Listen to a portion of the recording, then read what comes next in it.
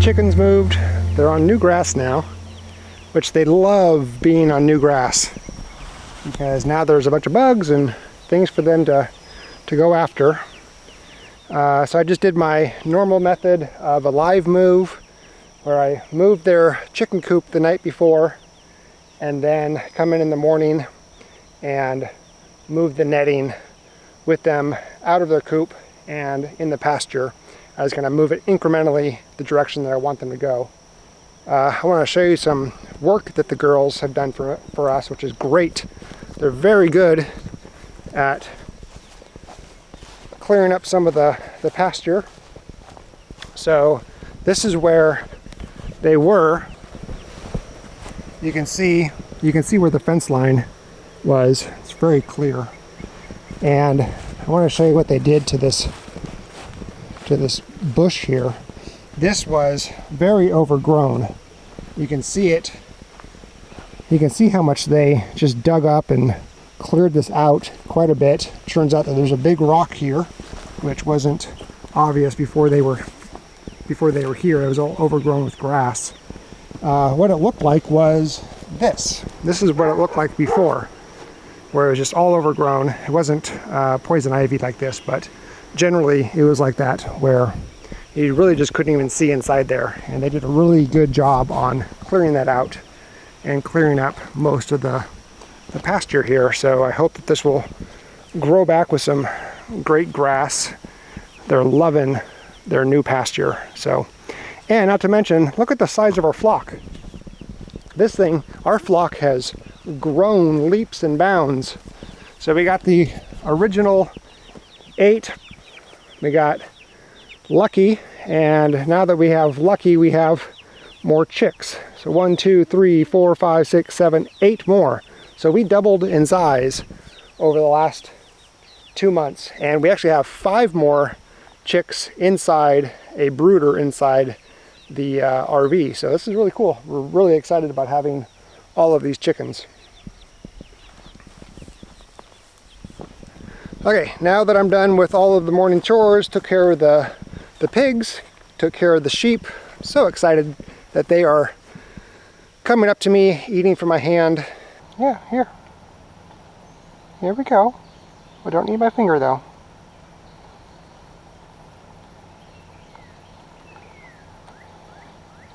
Yeah.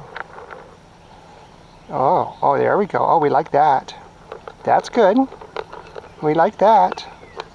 We do. We like that.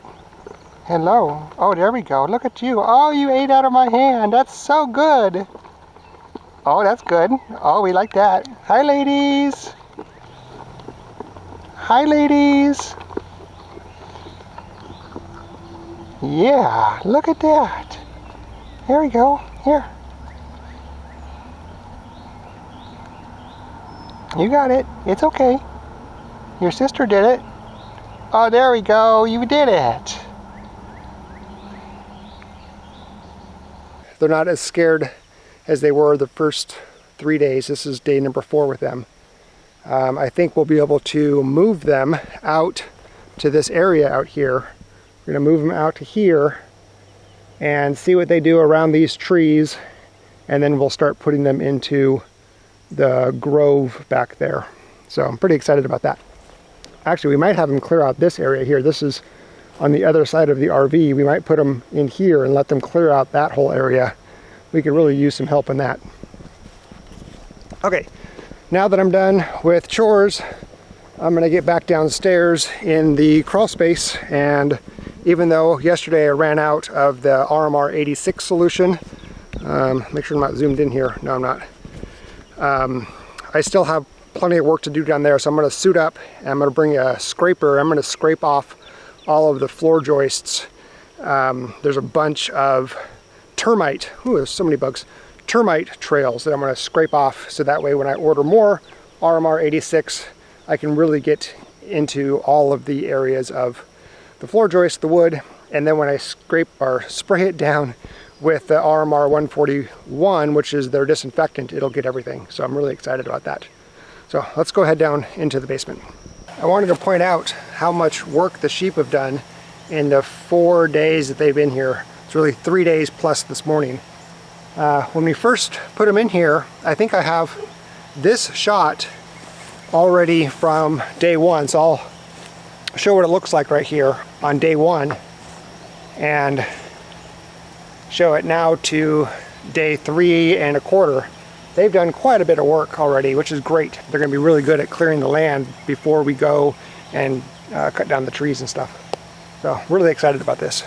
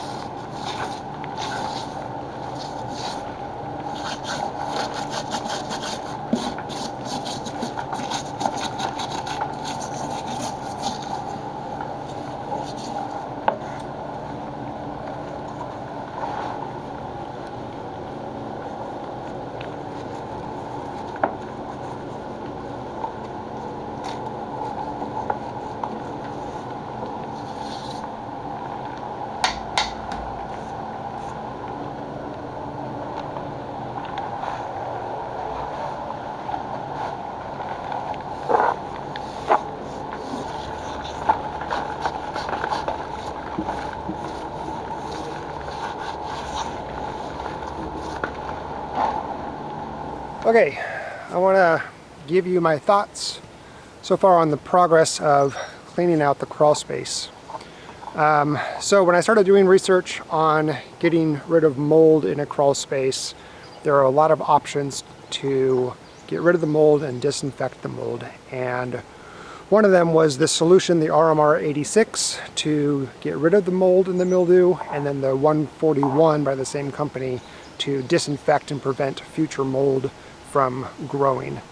And I chose that route because it seemed like it was going to be the easier way of getting rid of the mold without buying a bunch of equipment or renting a bunch of equipment. Plus it seemed pretty cost effective. So I think the product is working quite well. I just didn't realize just how bad of a mold situation we had down there. It's really, really thick, and it's penetrated quite deeply into the wood. And so thinking, or hindsight being 2020, maybe it would have been better to rent all of the equipment necessary to do a soda blast, and get rid of the mold that way, which is how professionals do it, or some professionals do it that way. The reason I'm thinking that is because I think it might have got a deeper penetration on the wood, and it would have scraped off all of the termite trails, which I just did by hand. So maybe it would have been better doing it with the soda blasting, but I'm still happy with the results so far. I do need to get some more RMR 86 solution, probably another 5 gallons worth, because there's still quite a bit of mold that I need to get rid of off of those floor joists.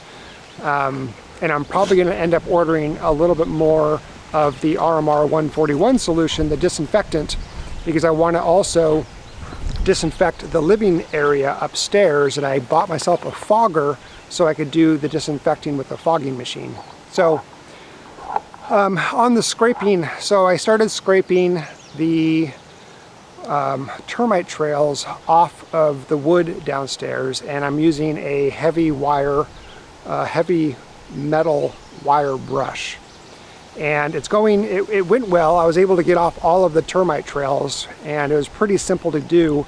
But what that revealed was there was quite a bit of damage to the wood, to the supports, or to the floor joists. And in some cases, I was actually probably scraping off about 1/8 of an inch off of the floor joists. Now, luckily, these are really thick and heavy-duty floor joists, so I don't think it compromised the structural integrity of the floor joists themselves, but it definitely removed quite a bit of it. There were a couple areas on the floor, the subfloor, that is just completely rotted away. Termites just did a number on it, and if I kept going, I would have been able to poke my finger through to the upstairs. That's how bad it was. So it's pretty obvious that when we tear up the flooring in the living room, or actually in the living area of the entire house, there's going to be several areas where we're going to have to replace the flooring, the subfloor, and all of the flooring in it. So, which is fine. I think we kind of assumed that was going to happen. I just didn't think it was going to be this bad. Now, it's not horrible. It's not it could be a lot worse, but I didn't think it was going to be this bad. But either way, I'm glad that we're making progress on it. I have another 3 days to wait before my shipment of the new RMR 86 arrives to finish up the mold remediation, and then I need to spray the disinfectant, the RMR 141, and then I can start setting up the dehumidifier in there and start laying down the 10 mil plastic on the ground and up the walls and around all the support beams and the pillars and stuff to encapsulate the crawl space. And then I think we'll be good to go to start all of the work upstairs and do the remodel and get this house ready to be rented out. So we've got a long way to go, and I don't like waiting, but I'm glad that we're tackling this project. I like that I'm doing it myself and not paying another company to do it, even though it probably would have been faster. I still think I'm saving a lot of money and I'm gaining a lot of experience, and it just feels good doing it myself. Thanks for watching, and we will see you on the next one. Bye.